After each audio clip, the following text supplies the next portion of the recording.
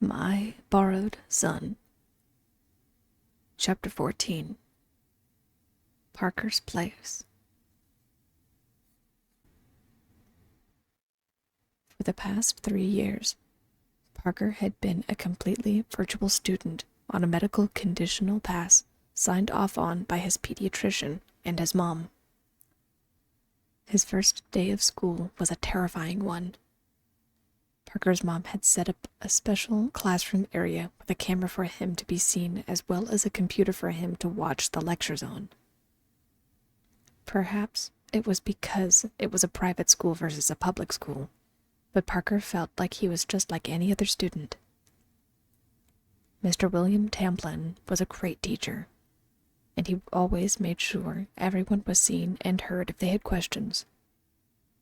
He was a curious man with black-rimmed glasses that reminded Parker of the ones Clark Kent would wear. He had sandy blonde brown hair, like Parker, but he had pale blue eyes like glacier ice. He was a young teacher, but he knew the answer to everything, even though he usually taught English. Parker's other teachers were nice, but they weren't the same as Mr. Tamplin.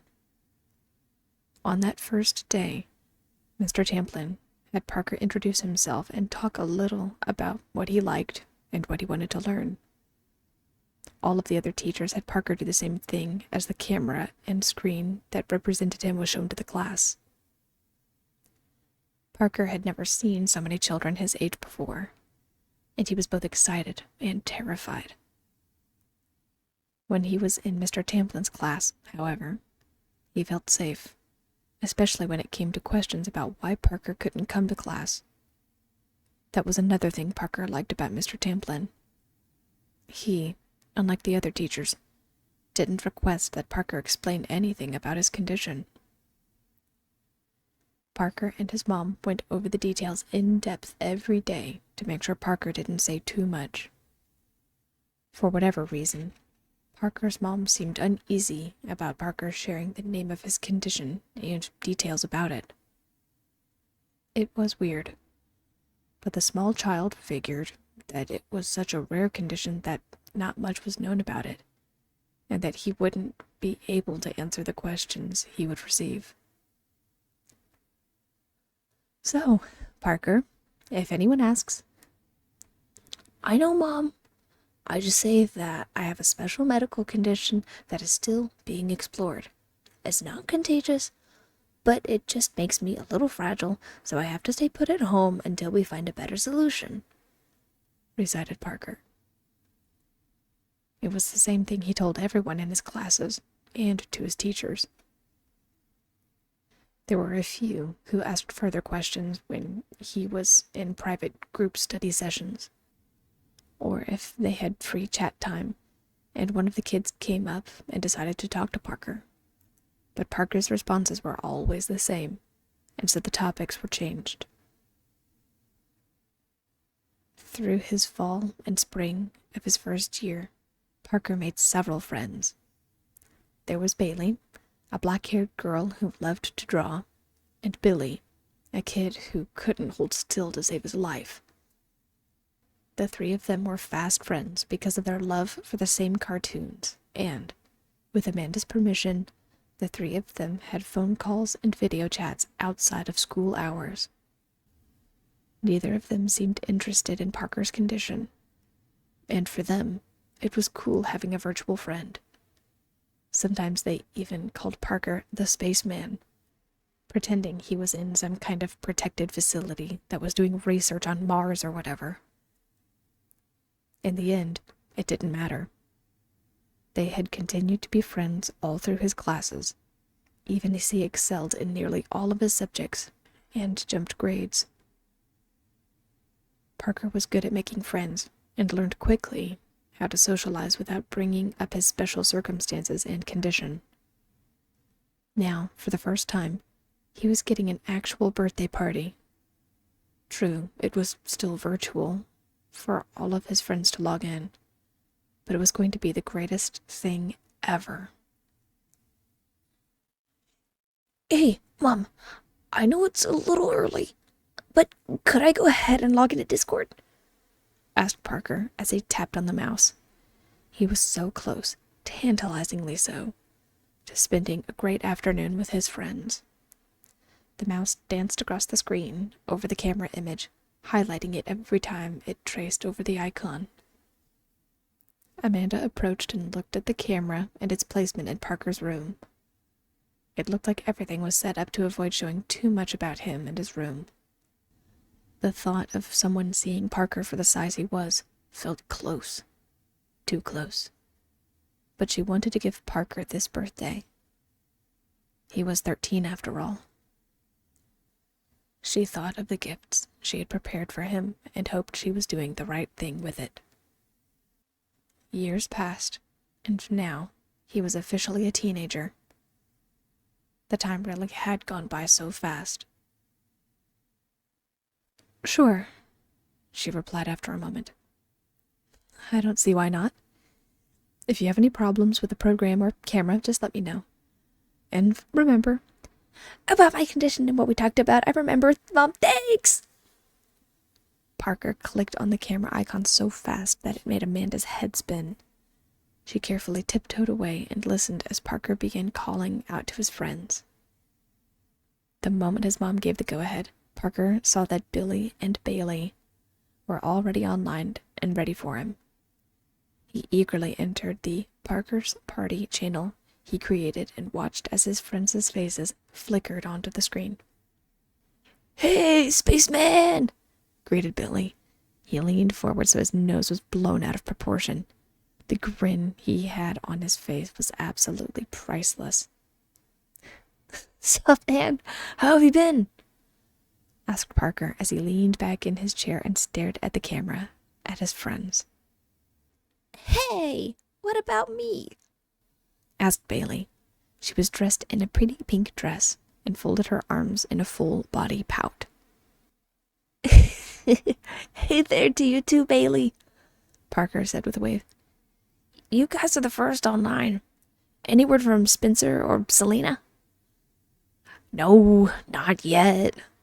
Billy's connection garbled his response, but cleared up shortly after. "But you know them. Twins, dude. They'll be online together or never." "I'll hear you on that," Parker replied. Just then, Spencer and Selena's icon popped into the chat, followed shortly by 10 other friends Parker invited. The chat and the cameras were filled with cheering and kids talking over one another, creating jumbled connections and amusing breaks in conversation.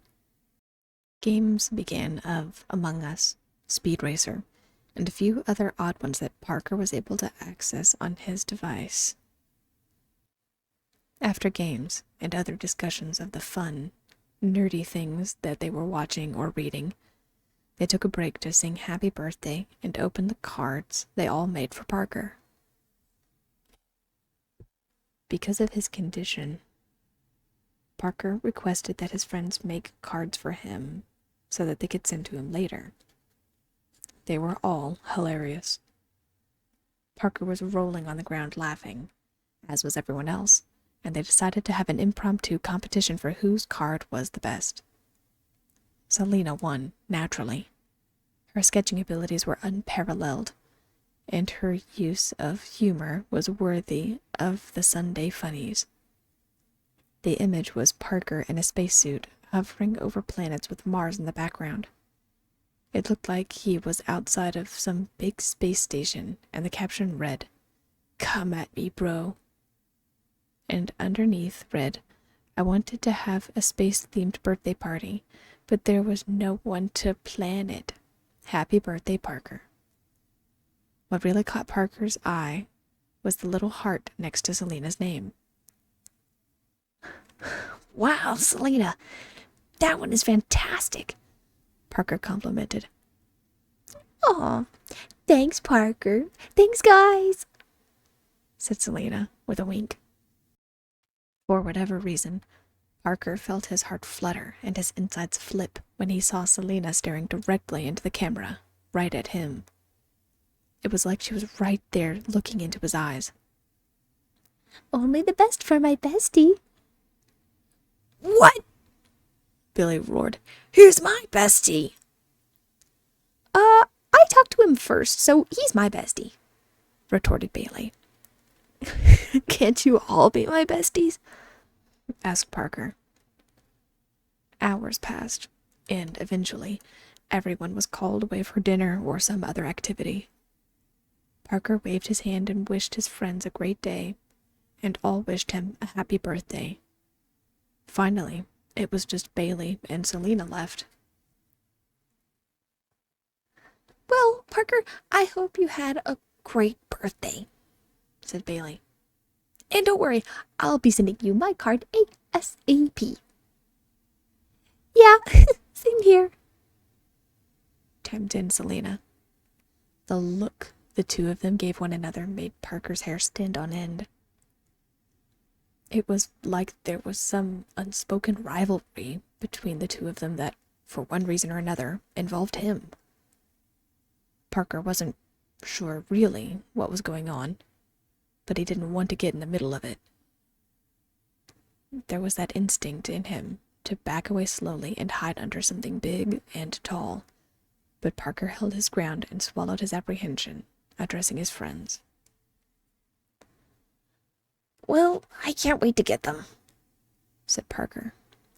He stared into the faces of his friends for a little while longer before Bailey's mom could be heard in the background calling for her.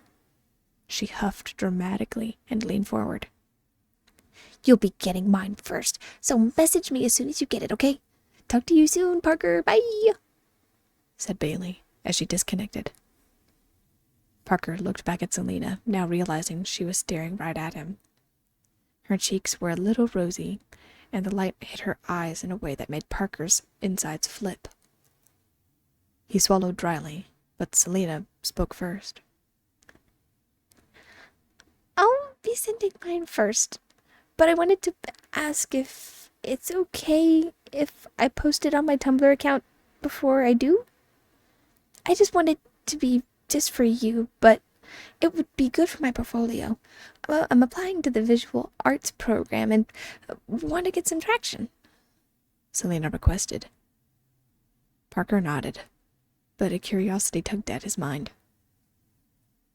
Sure, I don't have a problem with that, but what's Tumblr? Asked Parker. What? I'm surprised you don't have one for your writing and everything, Selena replied. It's just a place online for you to submit your stories, poetry, art, and all of that stuff. You should totally make one. I'll be your first follower. Parker hadn't really thought about publishing his scribblings. Mr. Tamplin was always complimentary of his work, encouraging him to do more. And his other writing teachers and tutors said he had a gift for the written word. Maybe it was worth a shot.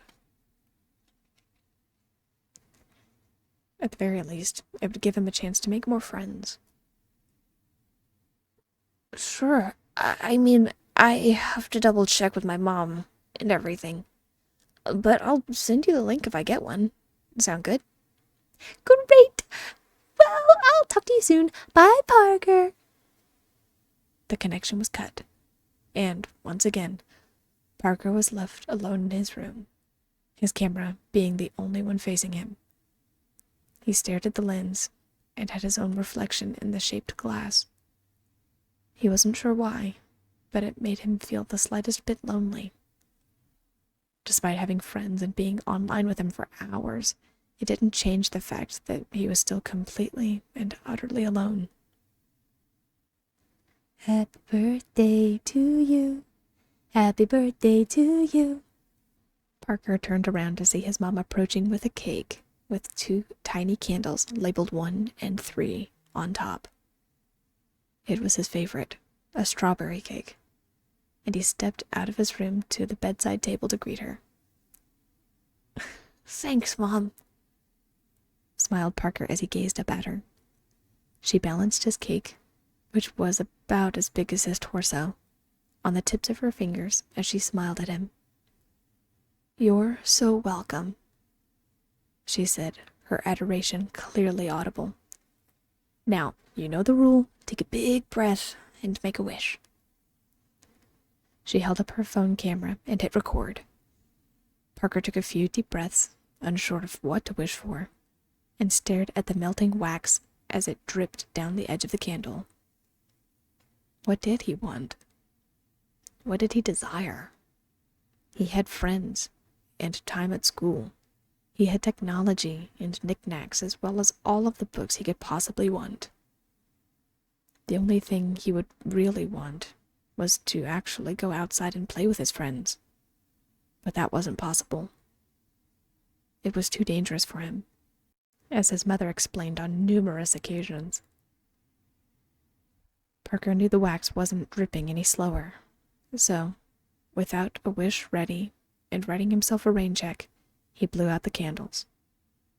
"Yay! Happy birthday, sweetie," Amanda said, as she set Parker's cake over onto the small table she brought with her. "Now, do you want cake or presents first?" Parker knew the answer already, and leaving his momentary sadness behind, he decided to enjoy the day rather than be brought down. "Presents, please," he said as he stepped onto his mom's awaiting hand. His mom's smile broadened. "I hoped you would say that. I hope you don't mind, but I'm going to start with the biggest one first. Otherwise, the others aren't going to make sense," said Amanda. She carefully stood and walked out of the bedroom and toward her office. Parker leaned forward to look down over the edge of his mom's hand at the vast distance below him. Something about the height was enticing and thrilling to him. It made his mom anxious any time he was near the edge. But something inside him said that he could fall and be fine. "Okay, I really hope you like it, but do not feel pressured into liking it," said his mom. Parker felt confused as he looked away from the ground and toward the table by the side of the room.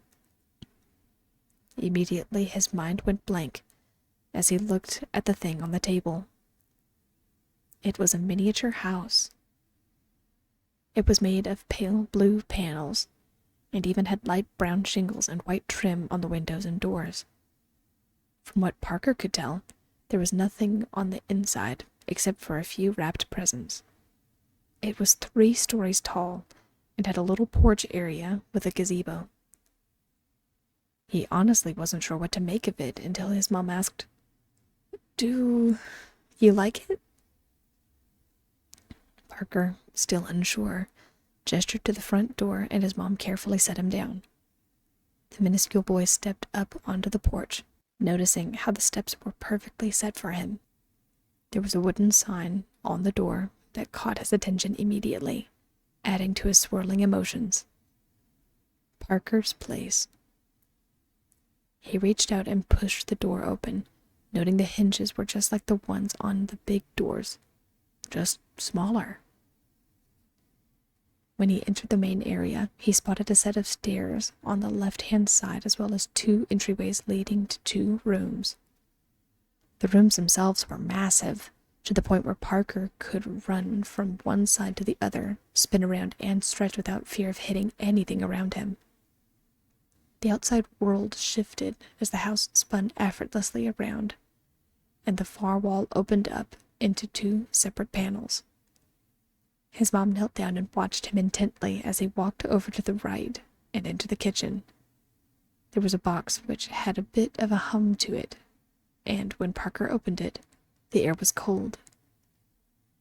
Parker, fascinated, turned on his heel and ran into the next room, seeing the old-looking wallpaper and several large windows that led to the gazebo. He needed to see more. Adrenaline and curiosity fueled him as he sprinted up the stairs, each fitting him perfectly, as he found 3 new rooms with large windows all around. Still, there was another set of stairs. Parker glanced into the other rooms and found what looked like a miniature bathroom and what could be a bedroom before running upstairs to the top floors. Parker didn't even mind that he ran past a stack of presents to continue his exploring. There were 2 smaller rooms with a narrow entryway to get in, but it was still a massive space. Now practically at eye level with his mom, he turned around and looked into her eyes, his words finally manifesting. "What is this?" "It's a little house, made for you," she replied. Parker spun around in the space, mind still wrapping around the concept. For people like me? But oh, why?" Something felt odd about this place, like some kind of trap. Parker couldn't explain the feeling, but something about this place didn't quite feel right, like he didn't quite belong there. "Yes, something along those lines. Do you remember our conversation the other day about how you're getting older and things are going to be changing a bit?" asked his mom. Parker nodded vaguely, while his mind processed how perfectly everything about this house fit him and why it didn't feel right. "Yes, I remember." "Well, you're getting older now, and I think it's time that you had a larger space to call your own," said Amanda. "It'll let you gain a little independence and give you a little more freedom and privacy. You can decorate everything how you'd like. And we can set up the hot and cold water and lights together if you want." Parker stared around at the vast space. Except for his room, he had always been surrounded by things that were immense compared to him. His tablet, the books his mom borrowed from the library, the camera he used for class. Everything was big. And now it wasn't. Parker finally pinpointed the feeling swirling inside him that overrode the sensation of this place feeling like a weird trap. Normal. He had always felt normal, but now the world around him felt like it fit him. "Parker?" His mom's voice pulled him back to the moment. "Do you like it? Remember, you can say no. I just thought—" "I love it." Amanda couldn't be more relieved. She had been holding her breath the entire time Parker explored the dollhouse she purchased online for him. It was a miracle he didn't find it sooner. But thankfully, she had only had it for a few days. Dragging the package through to her office while Parker was in class was her saving grace. Now, seeing the smile spreading across his face, it made it all worth it. Yes, she felt an immense guilt for buying a dollhouse, when Parker obviously was a person, but keeping him in a shoebox on her bedside table felt wrong now that he was officially a teenager. "You really like it?" asked Amanda, her voice choking up as she looked into those thoughtful brown orbs belonging to her son. "Yeah, this place is sweet. I mean, it kind of has a weird smell, and we'll need some stuff. But I've got so many cool places to go now. I can have a library and a book area over on the gazebo in that side room. Bedroom is above that. Upstairs here is the recording, writing, reading area. I get a kitchen and my own bathroom too." Parker felt himself geeking out. "Well, I'm thrilled you like it," said his mom, wiping her eyes with the heel of her palm. "Anyway, your other presents are related to this place, so I hope you like them." Parker could barely contain himself. He sprinted down the stairs, reveling in how they were perfectly sized just for him, and tore open the presents. Some of them were games he had wanted to buy, and the others were gift cards. One gift card was from a place called Tay Models that really intrigued him. "It's an independent company that makes furniture and accessories for people like you," replied Amanda. A pang of guilt hit her, but she disguised it behind a smile. Tay Models came up during a search for dollhouse accessories and furniture, but nothing on the website indicated that it was meant for toys and dolls that were Parker's size. It was the best solution she could come up with without telling Parker more about the condition she had fabricated to keep him, both of them, safe. No way! Parker was overjoyed and eagerly leapt down out of the dollhouse and onto the table to hug his mom's fingers. Thanks, Mom. When can we start working on the water and motors and lights? Amanda swallowed hard and nodded. Today, if you want. Parker beamed at her and nodded. Yes, please. And, Mama, could I sleep in here tonight? Move some of my things in here? Asked Parker. The question made a lump form in Amanda's throat. This would be the first time Parker would be sleeping in another place instead of right beside her. It made Amanda feel hollow, but also reassured at the same time. She knew it was probably unhealthy to have her son sleeping in the same room within arm's length of her for the majority of his life. But only now did she feel like she could leave him to his own devices. Parker was a trustworthy boy, and now he was going to be able to practice his independence at a safe distance. Of course, sweetie, she replied as she turned her hand and Parker leapt on, ready for the next phase of his life. The rest of the evening was eventful, to say the least. Both Amanda and Parker had accidentally soaked themselves while getting the water running in both the kitchen and the bathroom, which was essential if Parker was going to stay in Parker's place. The two of them had dinner and cake while reading the manual on how to set up the electricity of the house, but elected by unanimous vote to work on it tomorrow in favor of watching a double feature before bed. Parker drifted off to sleep at one point through the movie, leaving his mom to carry him to bed, but woke just long enough to give his mom a kiss goodnight and tuck himself in under his blankets. He stared at the ceiling that, for once, didn't tower above him. Things were different, both weird and good, and Parker was excited for the things he was going to get to do with his place. He drifted into a dream-filled sleep of far-off adventures and worlds beyond comprehension. When he woke, he hurriedly scribbled down his thoughts and what he remembered about the dream, realizing that it would be an amazing plot for a story. He suddenly felt like it was a shame to keep all of his ideas to himself. He stared at the countless notebooks that were scattered on the ground, and, suddenly, it hit him. Parker knew what he wanted for his birthday: to be able to publish his ideas. So, as he stood and stretched, one of his objectives of the day became crystal clear. He was going to start publishing, just like Selena said, and it was going to start today.